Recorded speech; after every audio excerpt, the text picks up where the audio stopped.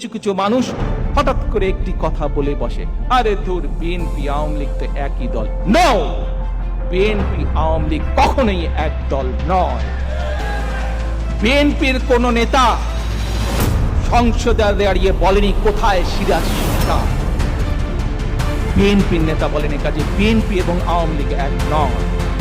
BNP নিজের দলের লোকজনকে মিলিয়নিয়ার বানানোর জন্য কুইক রেন্টাল প্রজেক্ট করেনি।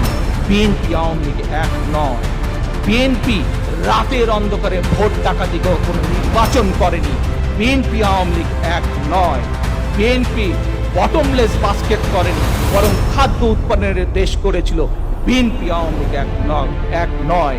বিএনপি বিরোধী দলীয় নেতাকর্মীদের গুম খুন করেনি, কাজে বিএনপি আওয়ামী লীগ এক নয়।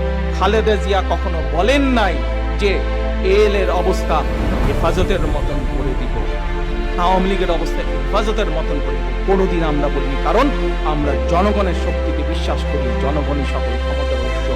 বিএনপি আওয়ামী লীগ কখনো এক নয়। 2001 সালে আমাদেরও 2/3 আসন ছিল, কিন্তু বিএনপি সকল সময় জনগণের ক্ষমতায় বিশ্বাসী, জনগণের শক্তিতে বিশ্বাসী। আমাদের আস্থা রাজনৈতিকভাবে জনগণের উপরে বলেই আমরা কেয়ারটেকার সিস্টেম আমরা রেখেছিলাম, আমরা পরিবর্তন করিনি।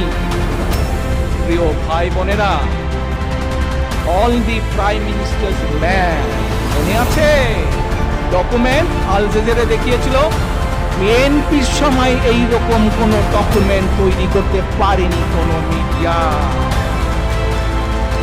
প্রিয় ভাই বোনেরা, জোর করে ক্ষমতা ধরে রাখতে, নিজেদের চুরি চামারি ডাকাতি, নিজেদের দুর্নীতির কথা যাতে মানুষ বলতে না পারে, ভোট চুরির কথা যাতে বলতে না পারে, যাতে প্রতিবাদ করতে না পারে, বিরোধী দলকে দমিয়ে রাখার জন্য আয়নাঘর কে তৈরি করেছে? এই মাফিয়া সরকার।